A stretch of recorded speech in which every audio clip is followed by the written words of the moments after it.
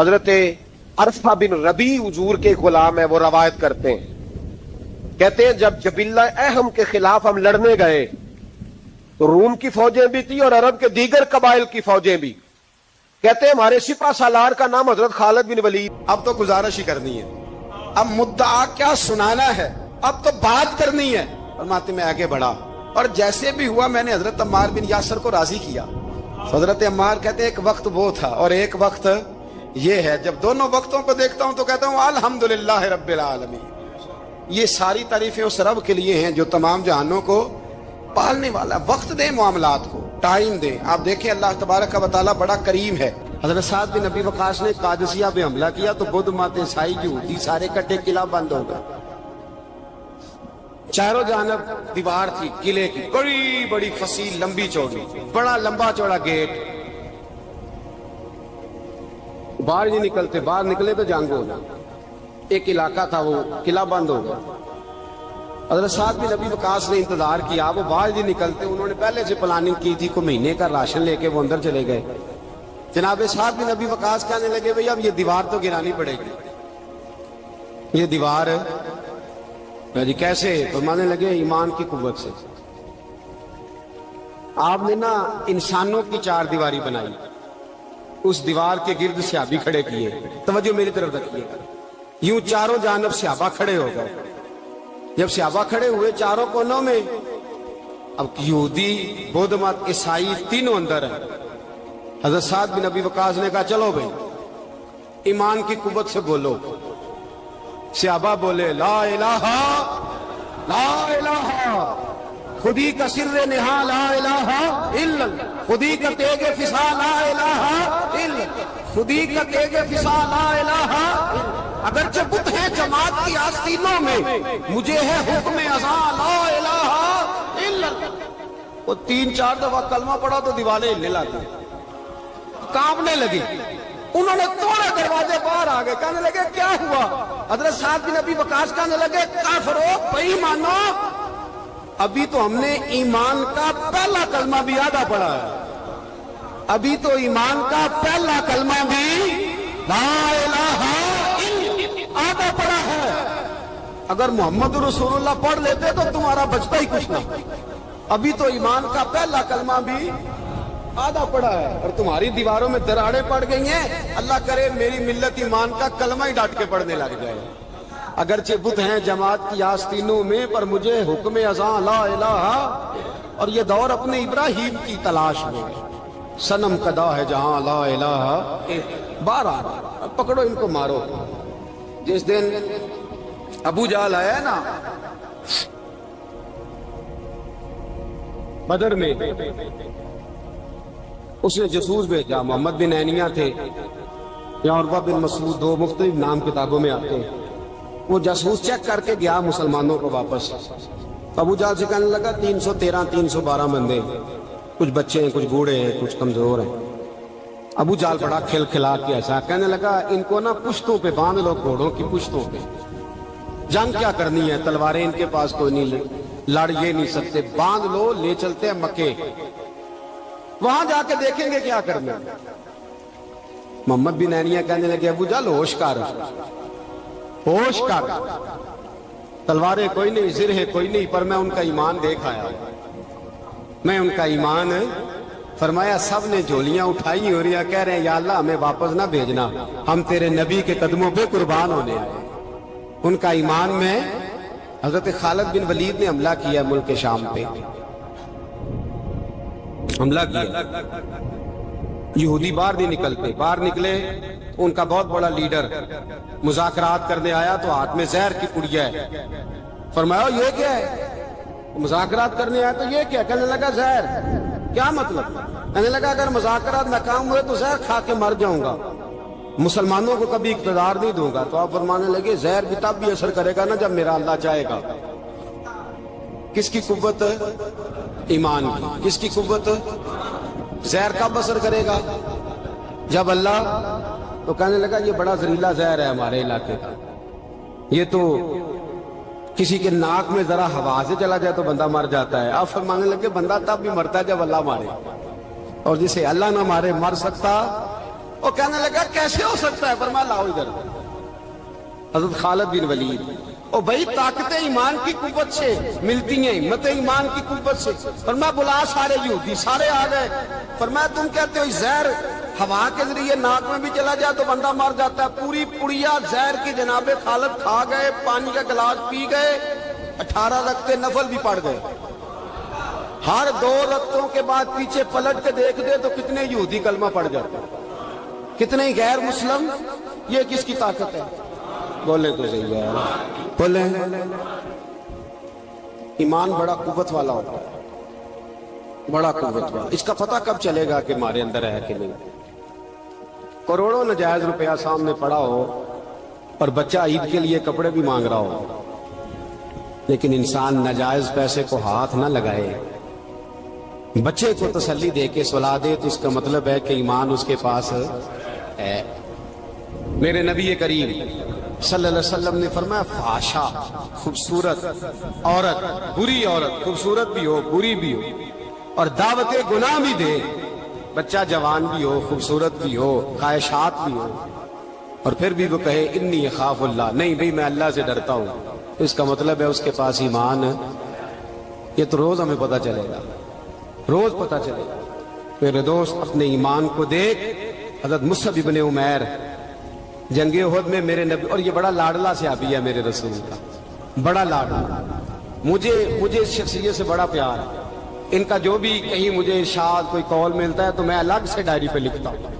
حضرت مصعب ابن عمیر کو احد میں حضور نے جھنڈا دیا تھا، ہاتھ میں جھنڈا تھا تو کافر نے ہاتھ کاٹ دیا، جناب مصعب ابن عمیر نے دوسرے ہاتھ میں پکڑ لیا۔ جب وہ بھی ہاتھ کٹ گیا تو 2 کٹے ہوئے ہاتھوں سے جھنڈا پکڑا ہے، جھنڈا پکڑا۔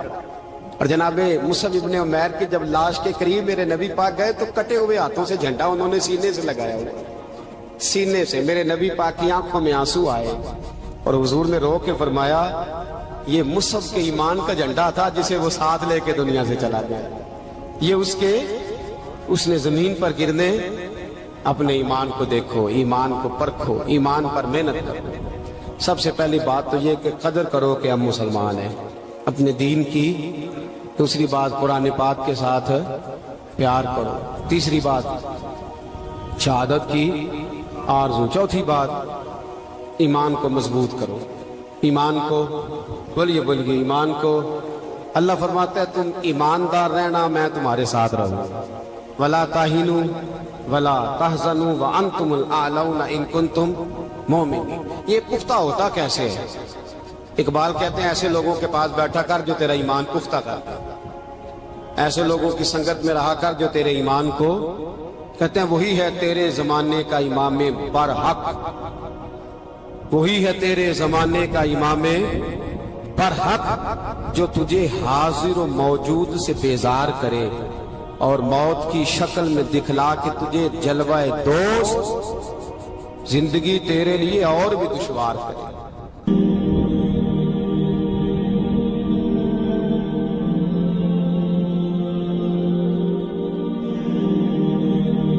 میرے رسول پاک علیہ الصلوۃ والسلام کے صحابہ کے قریب دنیا داری آ سکی نہیں آئی۔ حضرت ابو بکر صدیق نے پانی مانگا تو لوگوں نے دودھ دیا، فرمایا پیچھے کرو۔ ابو بکر نے نعمتیں چھوڑ دیے۔ اب ابو بکر وہ والا کام کرتا ہے جو رسول پاک نے کیا ہے، فرمایا نہ دودھ شاید پیش نہ کرو، جو مانگتا ہوں بس وہ دو۔ حضرت ابو بکر صدیق نے بڑے مالدار تھے۔ حضرت عمر فاروق رضی اللہ تعالیٰ عنہ کے پاس صحابہ کرام جمع ہو کے آئے، کون سا ایسا شخص ہے جس کی تنخواہ میں اضافہ ہو جائے؟ تو لوگ کہتے ہیں نہیں مجھے نہیں چاہیے، پر ہم نے وہ لوگ دیکھے ہیں۔ حاجی صادق صاحب کو مسجد والوں نے کہا 1000 روپیہ تنخواہ بڑھانی ہے، تو حاجی صاحب کہنے لگے میرا بڑا سونا گزارا ہوتا ہے، میں نے نہیں بڑھے نے۔ حضرت سیدنا عمر فاروق رضی اللہ عنہ صحابہ کٹھے ہو کے گئے، کہنے لگے عمر حضور کے زمانے میں بظاہر غربت رہی، جناب صدیق اکبر کے زمانے میں غربت، اب تو بڑی ریل پیل ہے، بحرین سے لاکھوں کا مال آتا ہے، آپ کو بڑے بڑے سفیر ملنے آتے ہیں، پر آپ وہی پرانا کرتا اور وہی طامت جو کئی جگہ سے سی آپ نے کئی جگہ سے پھٹی۔ اور حضرت عمر ایک دن عید کی نماز پڑھانے گئے تھے تو ننگے پیر ہی چلے گئے۔ لوگوں نے کہا جوتا، فرمایا ٹوٹ گیا تھا یار، پہننے کے قابل نہیں تھا، فرمایا ننگے پیر آ گئے اور لوگ کیا کہیں گے؟ فرمایا چھوڑو، उमर के पांव नंगे हैं लेकिन उमर के किरदार में तो कोई शक नहीं ना, पैर ही नंगे है ना, क्या हुआ? छोड़ो इस बात को, कोई प्यार नहीं दुनियादारी से, दौलत से, कोई चक्कर ही नहीं। हजरत सैयदना उमर फारूक रदी अल्लाह तआला अन्हु को सहाबा ने इकट्ठे होके कहा, यह है उम्मत के बेदार होने के तरीके जो अर्ज कर रहा हूं। कहा जनाब आप अब बड़ा माले गनीमत है और जिस तरह हर सहाबी का हिस्सा है आपका भी हिस्सा है, तो एक नया कुर्ता ही डाल लें आप खरीद के। अब जब मशवरा हो गया सहाबा में तो कहने लगे उमर से बात कौन करेगा? नया कुर्ता पहनने की उम्र से बात किसको बुरा लगता है जी? नया कुर्ता कौन बात करेगा? हजरत सैयदना अली मुर्तजा का इंतखाब हुआ। कहने लगे मौला अली की बड़ी इज्जत करते हैं, उनसे बड़ा प्यार करते हैं, उनसे बात करते। तो हजरत अली को बुलाया गया, अर्ज की हुजूर मेहरबानी फरमाएं। हजरत उमर से कहे नए कुर्ते के लिए, आप फरमाने लगे उमर मेरी बड़ी कदर करता है, बड़ी बात सुनता है, पर ये वाला काम नहीं मैं उमर से कह सकता, ये किसी और से कहो। तो कहने लगे आप रहनुमाई कर दें, किसको कहें? तो जनाबे अली मुर्तजा फरमाने लगे अगर हजरत आयशा सिद्दीका से कहोगे तो उमर फौरन मान जाएगा, वो मोमिनों की माँ हैं। सहाबा हजरत आयशा के पास, अम्मा जी उमर को बुलाएं, उनको कहें बड़े बड़े सफीर आए होते हैं, वही पुराने कपड़े पहन के बैठ जाते हैं। अल्लाह अकबर। हजरत आयशा ने पैगाम भेजा, फरमाया उमर को बुलाओ। उमर फारूक दौड़े हुए आए, पर्दे के पीछे हजरत आयशा के पास घुटनों के बल, अम्मा जी देर तो नहीं कर आया मैं आने में? हुक्म हो, हुजूर के घर से पैगाम आया, बड़े बड़े सफीरों को छोड़ के भागे। हजरत आयशा सिद्दीका कहने लगी उमर देखो जायज पैसे हो तो इस्लाम अच्छे लिबास से मना नहीं करता, अब बड़ा बड़ा माल आया है, अब तेरा भी हिस्सा है, तो सहाबाए किराम की ख्वाहिश है कि नया कुर्ता पहन लो, बड़े बड़े सफीर आते हैं, अर्ज भी कोई नहीं, जायज भी है, को मना नहीं। हजरत उमर ने गर्दन झुका, जी अम्मा जी, जी अम्मा जी, जी अम्मा जी। हजरत आयशा कहती है बात खत्म हुई, उमर ने गर्दन उठाई तो उमर की दाढ़ी आंसुओं से भरी हुई। कहती है मुझे कहने लगे अम्मा जी मैं तो सिर्फ मस्जिद में देखा करता था, आप तो मुस्तफा को दिन रात देखती थी, जिस तरह के कुर्ते आमना के लाल ने पहने हैं मुझे भी पहना दो, मैं तैयार हूँ, मैं पहन लूंगा, मैं तैयार हूँ, पर जिस तरह के मेरे नबी ने पहने। हजरत आयशा कहती है मैं फूट के रोई, मेरा पल्लू आंसुओं से भर गया। फरमाती है मैं उमर की बात सुनती गई तो मेरा पल्लू आंसुओं से, मैंने कहा उमर तू जा, तू ठीक है। फरमाती है उमर फारूक सलाम करके उठे, अमीरुल मोमिनीन चले गए, इस कोने में सहाबा छुपे हुए थे, वो आए, कहा अम्मा जी क्या बात हुई? तो मैं फिर रो पड़ी। मैंने कहा क्या बताऊं, तुम्हें पुराने कुर्ते नजर आते हैं, उसे मोहम्मद अरबी के जलवे नजर आते हैं, उसे रसूलुल्लाह का रंग नजर आता है, उसे वो गुलामी नजर आती है। उमर को दुनिया से प्यार, और दुनिया से प्यार नहीं था, दुआ पता क्या थी? यूं झोली उठा के अल्लाह मरजुकना शहादतन फी सबीलिक वजल मौत फी बलद हबीबिक, अल्लाह उमर को बिस्तरे वाली मौत न देना, मौत शहादत की देना, और मैं मैदान में जाके नहीं मरना चाहता, मुझे रसूलुल्लाह के शहर में मौत चाहिए, बाहर जाके नहीं, यही मैदान लगे मदीने में, यही मौत आए, असबाब बना, मैं मदीना भी नहीं छोड़ना चाहता। ओ भाई इन लोगों को नहीं प्यार था। जनाब सिद्दीक अकबर का विसाल हुआ तो जहर के असर से, वो जो आपको जहर लगा था, बाद मुफस्सिरीन ने लिखा है कभी कभी वो जो सांप ने डसा था तो कभी कभी उसका असर आता था, बस अल्लाह ने शहादत देनी थी कभी कभी, वरना तो बड़ी शिफाएं थी। हजरत उमर शहीद, हजरत उस्मान, जनाब अली, इमाम हसन, इमाम हुसैन, अली अकबर, अली असगर, हजरत अब्बास, हजरत साद बिन मुआज, हजरत अमीर हमजा, मुसअब इब्ने उमैर। मेरे महबूब ने तो लिस्ट बनाई शहीदों की, लिस्ट बनाई शहीदों की। शहादत से प्यार किया रसूलुल्लाह सल्लल्लाहु अलैहि वसल्लम के गुलामों ने, प्यार किया शहादत से, इसीलिए तो काफिर उठ नहीं सका कि शहादत से हजरत साद बिन मुआज रदी अल्लाह तआला अन्हु को जख्म लग गया, जंग से जिंदा आ गए लेकिन जख्म है, रो के कहने लगे महबूबा सारे शहीद हो गए, मैं ऐसे ही रह गया, حضور نے فرمایا نہیں، رب تجھے بھی شہادت کی موت ہی عطا فرمائے گا۔ اسی زخم میں پردہ ہو گیا۔ میرے بھائی حضرت عمر بن جموح رضی اللہ تعالیٰ عنہ 4 بیٹے لے کے احد کے میدان میں آئے، کہا محبوبہ میرے 4 ہی تھے، میں سارے لے آیا ہوں، سارے ہی قبول ہے؟ فرمایا ٹھیک ہے۔ پھر خود بھی زرہ پہن لی، ایک ٹانگ سے لنگڑے تھے، ٹانگ چھوٹی تھی۔ حضور نے فرمایا تو نے کیوں لباس پہن لیا ہے؟ کہا حضور میں نے بھی تو جہاد پہ جانا ہے نا۔ حضور نے فرمایا تیرے 4 بیٹے جو جا رہے ہیں، تو کہا یا رسول اللہ کیا لنگڑے جنت میں نہیں جا سکتے؟ حضور لنگڑے اللہ کو قبول نہیں، میں نہیں جا سکتا۔ تو میرے نبی پاک صلی اللہ علیہ وسلم نے فرمایا نہیں، جنت تو تیرا انتظار کر رہی ہے۔ کہا حضور پھر میں بھی جاؤں گا، بچے جائیں گے تو میں بھی جاؤں گا۔ ایک بی بی احد کے دن 3 سال کا بچہ لے کے گھر سے نکلی، بیبیوں کو کہتی ہے میرا خامد بھی بدر میں شہید ہوا، بھائی بھی اور باپ بھی، آج حضور نے پھر بلایا ہے، دل کرتا تھا کوئی جوان بیٹا ہوتا تو میں پیش کرتی، پر اب میرے پاس یہ 3 سال کا ہی ہے۔ بچہ لیا مدینے میں مسجد نبوی میں، حضرت بلال سے کہنے لگی 2 منٹ حضور کا دیدار چاہیے۔ نبی پاک آئے، کیسے آئی ہو؟ کہنے لگی محبوبہ میں شہید کی بیٹی، شہید کی بہن، شہید کی بیوہ ہوں، میرے پاس اب جوان تو کوئی نہیں، یہ 3 سال کا ہی ہے۔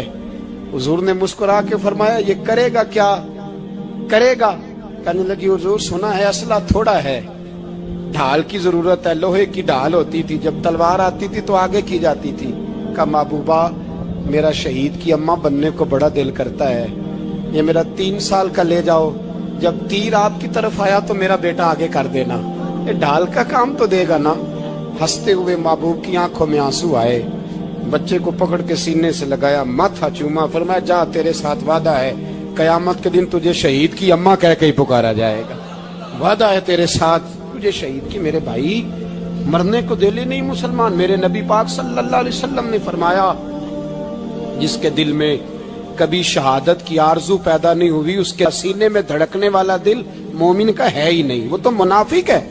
جو کبھی دین کے رستے میں شہید ہونے کو، میرے بھائیوں دین کو بڑی ضرورت ہے، بڑی ضرورت، بڑی۔ اے خاصائے خاصان رسول وقت دعا ہے، امت پہ تیری آ کے عجب وقت پڑا ہے۔ وہ دین جو بڑی شان سے نکلا تھا وطن سے، پردیس میں وہ آج غریب الغربا ہے۔ فریاد ہے اے کشتی امت کے نگہباں، بیڑا یہ تباہی کے قریب آن لگا ہے۔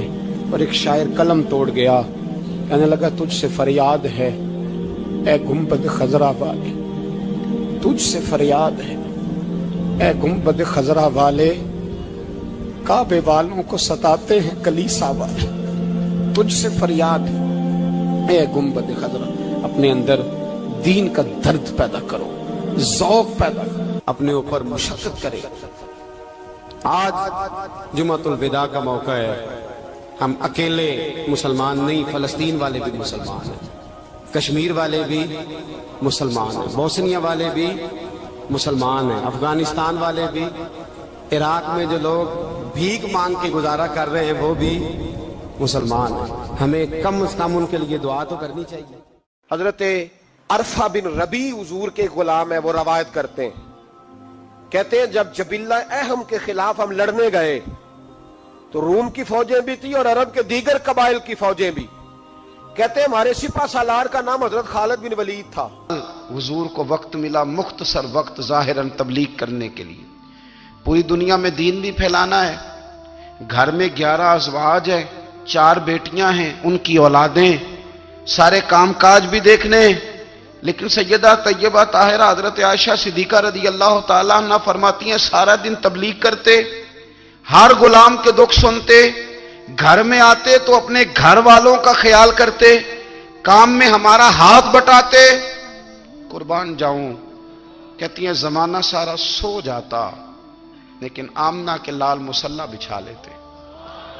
دنیا سو گئی، ساری سب سو گئے، جو خدام تھے، وہ جو غلام تھے وہ سو گئے۔ صحیح مسلم نے لفظ ملیں گے، سیدہ پاک فرماتی ہیں او میرے نبی کے غلاموں، میں نے یہ رنگ بھی دیکھا ہے، کہ حضور نے اتنا کھڑے رہے، اتنا قیام کیا کہ مقدس پیروں میں ورم آ گئے، سوج گئے پیر۔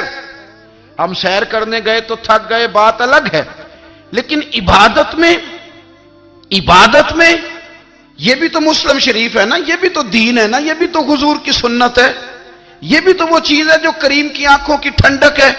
سیدہ فرماتی ہیں پیروں میں ورم آ گئے، اور ساری رات ہی حضور نے نماز پڑھی اور ایک ہی آیت بار بار دہرائی۔ مسجد نبوی میں بلال حبشی نے فجر کی اذان دے دی اور حضور ابھی مصلی پہ تھے، کریم فارغ ہوئے۔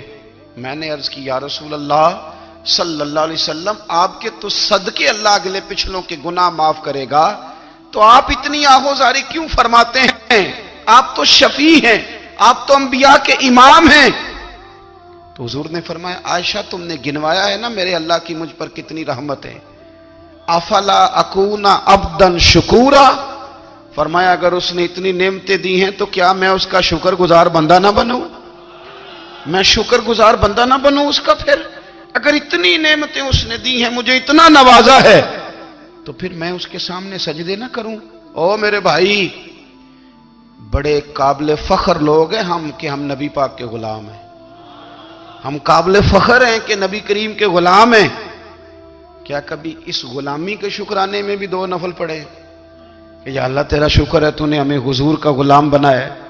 یاد رکھیں کہ اپنی روحانی زندگی کو آباد کریں، استغفار پڑھیں، تسبیحات کریں، کچھ چھوٹے چھوٹے اعمال ہیں ان کو اپنی زندگی میں حصہ بنائیں۔ ترمذی شریف میں حدیث ہے، نبی پاک صلی اللہ علیہ وسلم نے فرمایا 3 مرتبہ صبح 3 مرتبہ شام اعوذ باللہ السمیع العلیم 3 دفعہ یہ پڑھو، اور 1 دفعہ سورۃ حشر کی آخری 3 آیات، هو اللہ الذی لا الہ الا هو عالم الغیب والشہادۃ هو الرحمن الرحیم۔ اعوذ باللہ من الشیطان الرجیم ہے نا، اس کو پڑھنا ہے اعوذ باللہ السمیع العلیم من الشیطان الرجیم۔ فرمایا 3 دفعہ اس کو پڑھو اور 1 دفعہ سورہ حشر کی 3 آیتیں، 1 دفعہ صبح اور 1 دفعہ شام۔ صبح کیا ہے، شام کیا ہے؟ تو اعلیٰ حضرت بریلوی فرماتے ہیں صبح سے مراد ہے آدھی رات ڈھلنے سے لے کر سورج نکلنے تک، آدھی رات ڈھلنے سے لے کر یعنی تہجد کا ٹائم سے لے کر سورج اور شام کیا ہے، دوپہر ڈھلنے سے لے کر مغرب کی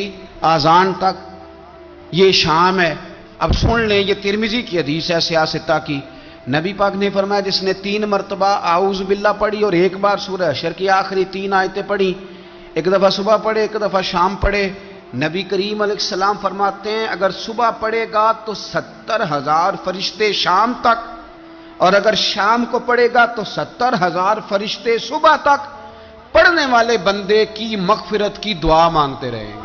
چلے میں تو اس بات پہ بھی بڑا راضی ہوں کہ پہلی دفعہ اہل سنت میں ایسا ہو رہا ہے کہ وظیفہ ملنے پر لوگ نعرے لگا رہے ہیں، ورنہ وظیفہ بتائیں تو کہنے ابھی پڑھیں گے پر کوئی تویز بھی لکھ چھڑو مارا گیا۔ ایک صاحب آئے مجھے کہنے لگے جی برکت کوئی نہیں، غربت بڑی ہے۔ میں نے کہا سورۃ واقعہ پڑھا کر، کہنے پیر صاحب تھوڑی تکلیف کرو کو مینوں تویز بھی کر دیو۔ میں نے اسے کہا خدا کے بندے میں تویز دوں گا پتہ نہیں کام بنے گا نہیں بنے گا، سورۃ واقعہ پڑھ، یہ وہ تویز ہے جو مدینے والے رسول نے عطا فرمایا ہے کہ سورۃ واقعہ پڑھو تمہیں کبھی فاقہ نہیں آئے گا۔ تو وظائف پڑھیں، عبادات کریں، تیاری کریں، کچھ نیک اعمال بچائیں ایسے جن کا ہمیں پتہ ہو، جو ہمارے رب کو پتہ ہو۔ حضرت عبداللہ ابن عمر رضی اللہ تعالیٰ عنہ حضرت عمر کے صاحبزادے، مکہ مکرمہ میں ان کی قبر ہے۔ میں نے جب انہیں پڑھا تو مجھے ان سے بڑا پیار ہو گیا،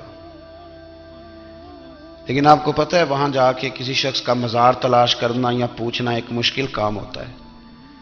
تو ایک دفعہ میں مکہ شریف میں حاضر تھا تو ایک گاڑی والا ڈرائیور مجھے کہنے لگا کہ مولانا میں آپ کو جانتا ہوں، مجھے آپ سے محبت ہے، ایک بات بتاؤں آپ کو؟ میں نے کہا بتاؤ۔ کہنے لگے حضرت عبداللہ ابن عمر کی قبر دیکھنی ہے۔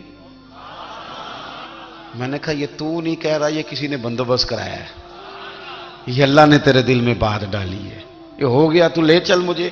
حضرت عبداللہ ابن عمر کو نبی پاک نے فرمایا تھا راجل صالح، یہ نیک بندہ ہے، یہ متقی آدمی۔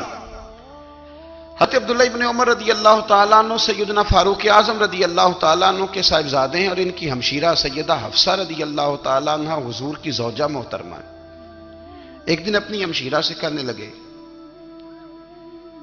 کہ نبی کریم صلی اللہ تعالی علیہ وسلم گھر میں آئے نا، اور اگر حضور غم امت میں پریشان نہ ہوں، طبیعت کو حشاش بشاش دیکھو، تو ذرا پوچھنا تو صحیح حضور کا میرے بارے میں کیا خیال ہے، پوچھنا تو صحیح کہ کریم کی بارگاہ میں میرا کیا مقام ہے، میرے بارے میں حضور کیا فرماتے ہیں۔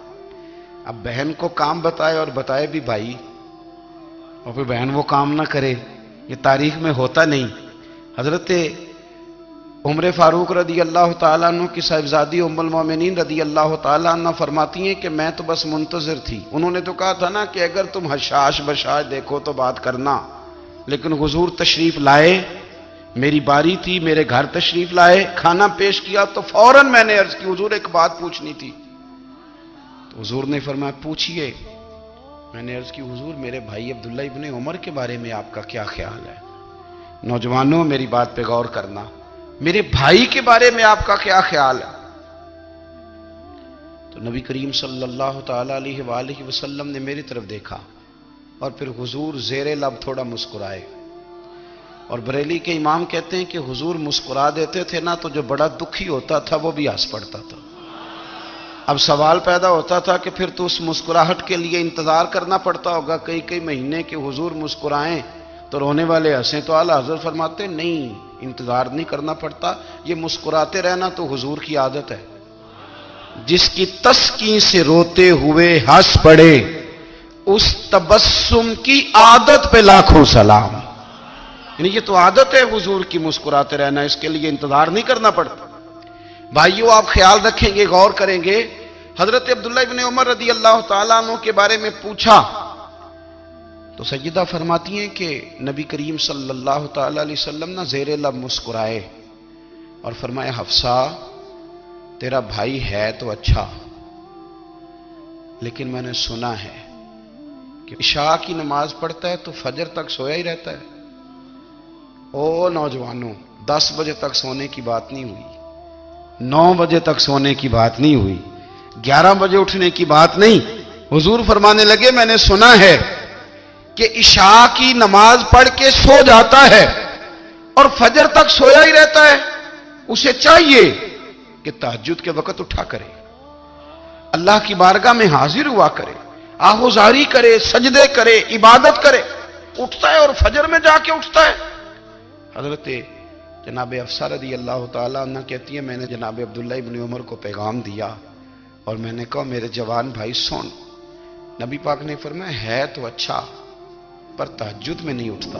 او میری ملت کے جوانوں، مزہ نہیں آ جاتا جب ساری دنیا سوئی ہو، ساری دنیا، اور بستر بھی گرم ہو اور نیند بھی پورا غلبہ کر رہی ہو، اور اچانک گھنٹی بجے دماغ میں، آنکھ کھلے، گھڑی پہ نظر پڑے، 3:30 4 بجے کا پیغام گھڑی بتائے، اور کوئی چڑھتی جوانی والا اٹھ کے وضو کرے، اور جب وہ مصلی کھول کے بچھائے تو مدینے والے محبوب کہتے ہیں کہ ہر نماز پہ رب ثواب دیتا ہے، اور جو اٹھ کے تہجد کی نماز پڑھے اسے دیکھ کے تو رب مسکراتا ہے، جو اس کی شان کے لائق ہے، جو اس کی شان کے لائق، وہ مسکراتا ہے، خوش ہوتا ہے کہ میرا بندہ تہجد میں اٹھ گیا، وہ مسکراتا ہے۔ کاش ہماری صبحیں کبھی اپنے مالک کے نام ہو جائیں، کاش کے صبح۔ حضرت ابو الحسن رحمت اللہ تعالیٰ علیہ حضرت معاذ ابن جبل رضی اللہ تعالیٰ عنہ کے پاس بیٹھا کرتے تھے، فرماتے ہیں ان سے جو پیار بڑھا تو پھر میرا مصلی سے بھی بڑھ گیا۔ تابعی ہیں، فرماتے ہیں صحابی رسول سے محبت ہوئی تو ذکر سے بھی ہو گئی، پھر درود شریف سے بھی ہو گئی، محبت ان سے بڑھی تو پھر اللہ نے مسجد کا پیار بھی بڑھا دیا۔ آپ فرماتے ہیں کہ میری ہر وقت طبیعت چاہتی تھی کہ بس اللہ اللہ کروں، بس اللہ اللہ کروں، بس نہ میں ذرا تھوڑی جان چھڑاؤں لوگوں سے، کو 10 منٹ ملے تو میں کچھ 4 نفل پڑھ لوں، میں تھوڑا سا نہ بچوں لوگوں سے، اور مجھے تسبیح ملے تو میں نہ کچھ 400-500 دفعہ استغفار پڑھوں، سبحان اللہ، الحمدللہ، اللہ اکبر، لا حول ولا قوت الا باللہ، میں نہ تسبیحات پڑھوں۔ فرماتے ہیں کہ بچے تھے گھر میں 6-7، غربت تھی، کام ملتا کوئی نہیں تھا، اور میں کام چور نہیں تھا، کام ڈھونڈتا تھا، پر اللہ کی قدرت کے کام نہیں ملتا تھا۔ فرماتے ہیں کہ میں نے ایک دن اپنی اہلیہ سے کہا کہ آج میں پھر جاتا ہوں کام ڈھونڈنے، تو میری بیوی بڑی فرما بردار تھی، پر اس دن نہ غربت کے ہاتھوں تنگ آ کے کہنے لگی آج نانا کوئی تو چیز لے کے آیا، تو مجھ سے بچوں کی بھوک نہیں دیکھی جاتی، یہ سب روگاں دا روگ محمد جس دا نام غریبی، کنڈ بلا کے لنگ جاندے نہیں دوست یار قریبی، آج نہ کچھ لے کے آیا تو میں بچے لے کے میکے چلی جاؤں گی۔ شیخ فرماتے ہیں کہ میں بڑا پریشان گھر سے نکلا، پر میں نے صبح سے لے کے زور تک کام ڈھونڈا، کام ملا کوئی نہیں، تو میرے دل میں خیال آیا چلو کام نہیں ملتا تو اللہ اللہ تو کرے نا، چلو بندوں کی مزدوری نہیں ملتی تو رب کریم کی عبادت ہی کرتے ہیں۔ فرماتے ہیں کہ میں نے نا فرات کے پانی سے وضو کیا، نہر کے، شدید دھوپ تھی، ساتھ ریت تھی اور ریت تپ رہی تھی، میں نے اپنا رومال وہیں مصلی کے طور پر بچھا لیا اور فرماتے ہیں کہ زور سے لے کر عصر تک نماز پڑھی، دھوپ بھی پورے زور پہ، پر میرے سجدے کا ذوق بھی پورے زور پہ۔ فرماتے ہیں سورج بھی چمک رہا ہے اور رب کی عبادت کا ذوق بھی پورے زور پہ، میں سجدہ کروں تو پھر میرا اٹھانے کو جی نہ چاہے۔ میرے استاد لکھا کرتے تھے، یہ ان کا شعر ہے، وہ کہا کرتے تھے مجھے سوز دے، مجھے ساز دے اور مجھے نیم شب کا نیاز دے، دم سجدہ خود کو میں توڑ دوں، مجھے ایسا ذوق نماز دے، اور میں تیری بہار کا پھول ہوں، میں کھلا بھی ہوں تو تیرے لیے، مجھے میری شاخ سے توڑ لے، مجھے اپنی زلف کا ناز دے۔ بھائی فرماتے ہیں کہ عصر تک میں نے نفل پڑھے، دل ڈھلنے لگا، عصر کی نماز پڑھی اور میں وہاں سے چلا۔ اب میں جب نکلنے لگا تو دل میں خیال آیا کہ چھوٹی چھوٹی دیواریں ہیں گھر کی، بغیر کچھ لیے جاؤں گا تو بیوی دور سے دیکھے گی تو شور کرے گی کہ پھر خالی ہاتھ آ گیا ہے۔ کہتے میں نے اپنے اسی رومال میں جس پہ میں نے نماز پڑھی تھی نا، رومال میں کی آخی دے پنجابی جسافہ کہتے ہیں، اسی میں نا میں نے کچھ ریت بھر لی کہ وہ دور سے دیکھے گی تو سمجھے گی کچھ لے کے آیا ہے، چلو جا کے اسے بتا دوں گا کہ آج پھر مزدوری نہیں ملی۔ کہتے ہیں وہ ریت لے کر جب میں گھر میں گیا تو پہلے بیوی دروازے پہ کھڑی ہوتی تھی، پوچھتی تھی خالی ہاتھ آ گئے ہو؟ آج میں نے دیکھا تو ہے ہی کوئی نہیں۔ فرماتے ہیں میں اندر داخل ہوا، سلام لیے، کونے میں میں نے وہ رومال رکھ دیا اور میں نے آواز دی کہ بھلی مانس کہاں ہو؟ تو وہ کہنے لگی آپ منہ ہاتھ دھو لیں، میں روٹی لے کے آئی۔ میں نے کہا روٹی کہاں سے آ گئی؟ یہاں تو کئی دنوں کے فاقے، تو کئی دنوں کی غربت ہے، یہاں تو اس گھر میں تو فقیری ہے۔ فرماتے ہیں کہ وہ روٹی لے کے آئی اور اس وقت کی جو موجودہ نعمتیں تھیں، سمجھ لیں سلاد، اچار، ہر چیز ساتھ لائی۔ میں نے کہا کہ بچے کہاں گئے؟ کہنے لگی وہ کھانا کھا کے کھیلنے گئے، آپ کھانا کھا لیں آ جاتے۔ کھانا اس نے چن دیا۔ میں نے حیرت انگیز لہجے میں ساری نعمتیں اپنے دسترخوان پہ دیکھ کر کے بیوی سے پوچھا یہ کہاں سے آیا کھانا؟ بچوں کو تو نے کہاں سے کھانا کھلایا؟ یہ سارا کچھ کیسا ہے؟ تو کہنے لگی پتہ نہیں آج آپ کس کریم کی مزدوری کرنے چلے گئے تھے، پتہ نہیں کس کریم کی، میرے گھر میں تو اتنی نعمتیں آئی ہیں کہ مجھ سے سنبھالی نہیں جا رہی، اتنا اناج ہے، اتنا گندم ہے، کس کریم کے دروازے آج چلے گئے تھے؟ یہ کہتے کہتے وہ اٹھی اور اٹھ کر کے کہنے لگی پہلے ہی بڑا کچھ آیا تھا، اب کیا لے آئے ہو؟ اور جا کر کے نا اس نے وہ ریت والا رومال کھولا، کہنے لگے میں تو لے کے آیا تھا ریت، تو میرے رب نے اسے بھی سونے اور ہیرے بنا دیا تھا۔ جب آپ کی توجہ اللہ کی جانب، میرے نبی پاک صلی اللہ تعالی علیہ وسلم نے فرمایا ہر چیز اپنے رب سے مانگ، ہر چیز مانگ، ہر چیز مانگ۔ یا رسول اللہ کیا کچھ؟ میرے محبوب نے فرمایا تیرے گھر میں نمک بھی ختم ہو جائے تو وہ بھی اپنے رب سے مانگا کر، تو مانگنا وہ تجھے دے گا، تو اس کی بارگاہ میں کشکول طلب دراز تو کرنا۔ اور ترمذی شریف میں عجیب لفظ ہیں، رسول کائنات نے فرمایا، رب کریم فرماتا ہے جب میرا بندہ ہاتھ اٹھاتا ہے نا تو مجھے حیا آتی ہے کہ میں خالی کیسے لوٹا دوں اس کے، اتنے بڑے بادشاہ کی بارگاہ میں۔ او بھائی لوگوں سے عزتیں تلاش کرتے ہو تو وہ کیا تمہیں عزت دیں گے؟ وہ تو کل اچھا کہتے ہیں پرسوں برا کہنے لگ جاتے ہیں۔ لوگوں کے سامنے گڈ بک میں آنا چاہو گے تو وہ تو سویرے تمہارے بارے میں کچھ کہیں گے، شام کچھ اور کہیں گے۔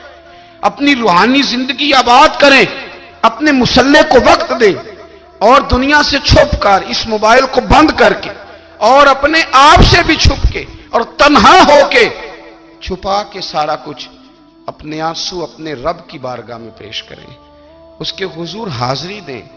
سنو نا ترمذی کی حدیث، اور اسے یاد رکھنا، نبی پاک علیہ السلام نے فرمایا اپنے دکھ لوگوں کے سامنے نہ بیان کرنا، سیٹھوں نوابوں کو نہ بتاتے پھرنا، دنیا داروں کے سامنے جا کے نہ رونا کہ میں تکلیف میں ہوں۔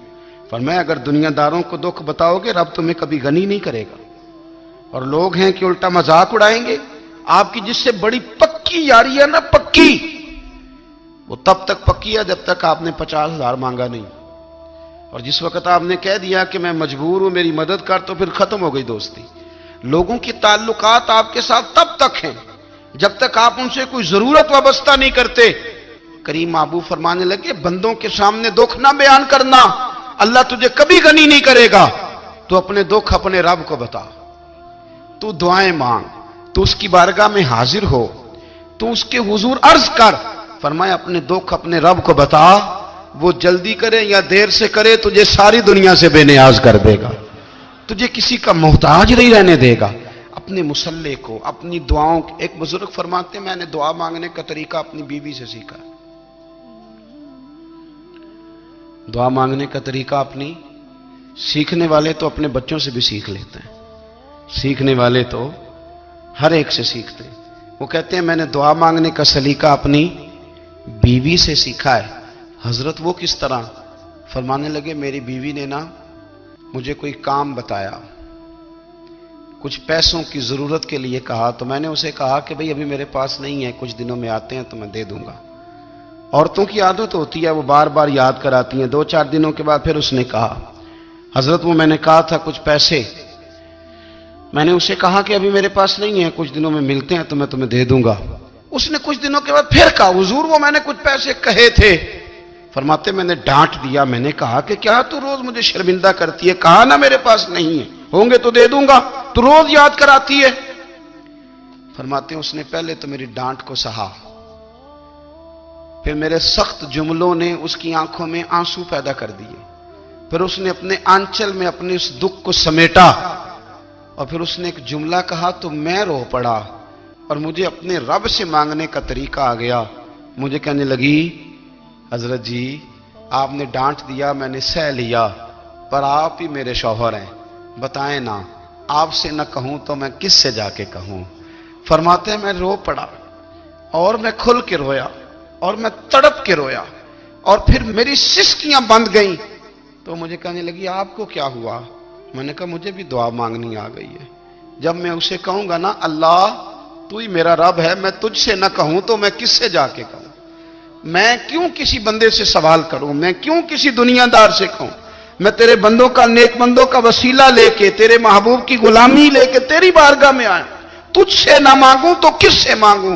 سمجھ آ گئی ہے جب میں اس رنگ میں مانگوں گا تو پھر رب میرے اوپر بڑا ہی فضل فرمائے گا، وہ میرے اوپر بڑی رحمت کرے گا، وہ میرے لیے آسانیاں کرے۔ عزیز دوستو ہم اس طرح کرنے لگ گئے ہیں کہ ہم نے نا اپنے تعلقات پر اعتماد کرنا شروع کر دیا ہے۔ میرے تعلقات بہت ہیں، ہم نے اپنی دولت پر اعتماد کرنا شروع کر دیا ہے، میرے پاس دولت بہت ہے۔ ہم نے اپنے علم پر، اپنی شہرت پر اعتماد کرنا شروع کر دیا ہے کہ میرے پاس فلاں چیز بہت ہے۔ یاد رکھنا جب بے نیاز اپنی صفت بے نیازی دکھاتا ہے تو بڑی بڑی دولتوں والے مجبور نظر آتے ہیں۔ بھائیو جب انسان کا رشتہ اپنے مالک کے ساتھ ہوتا ہے پھر تو غم بھی کچھ نہیں کہتے، پریشانیاں بھی کچھ نہیں کہتی، پھر تو زندگی صبر والی، پھر تو زندگی توکل والی، پھر تو زندگی بھروسے والی، پھر انسان اپنے آپ کو رسوا نہیں کرتا، دنیا داروں سے امیدیں اس کی ختم ہو جاتی، امیدیں اللہ رسول سے لگا لیتا ہے، مضبوط ہو جاتا ہے، مضبوط، طاقتور ہو جاتا ہے، خوددار ہو جاتا ہے، باوقار باعزت ہو جاتا ہے۔ حضرت بہلول دانا رحمت اللہ علیہ بیٹھے تھے تو ہارون رشید حج کر کے آ رہا تھا، تو رستے میں حضرت شیخ سے ملاقات ہو گئی، تو السلام علیکم کے بعد کہنے لگا حضور کوئی حکم ہو تو بتائیے گا۔ تو حضرت بہلول دانا فرمانے لگے تیرا رب کون ہے؟ اس نے کہا اللہ۔ تو فرمایا میرا کون ہے؟ کہا اللہ۔ فرمانے لگے تو بڑا ہی بیوقوف ہے، کیا تو یہ سمجھتا ہے کہ رب ہارون رشید کو تو دے گا اور بہلول دانا کو بھول جائے گا؟ تیرا بھی وہی رب ہے، میرا بھی وہی رب ہے۔ اس نے اگر تجھے دے کے آزمایا ہے تو ہو سکتا ہے مجھے نہ دے کے آزما رہا ہو۔ جب اس کی حکمت کے تقاضے ہوں گے تو عطا کرے گا اور دے گا، تو جا اپنا کام کر۔ بھائی اپنی روحانی زندگی، اپنی عبادات، اپنے وظائف، اپنے روزمرہ کے معاملات، اپنی دعائیں، اپنا استغفار، دیکھو کوئی مشکل کام تو نہیں۔ 2 رکوع ہیں سورہ واقعہ کہ اگر رات کو پڑھ لی جائے تو میں کس طرح یہ بات بیان کروں کہ تعویذ بانٹنا آسان ہے اور وظیفہ بتانا مشکل ہے؟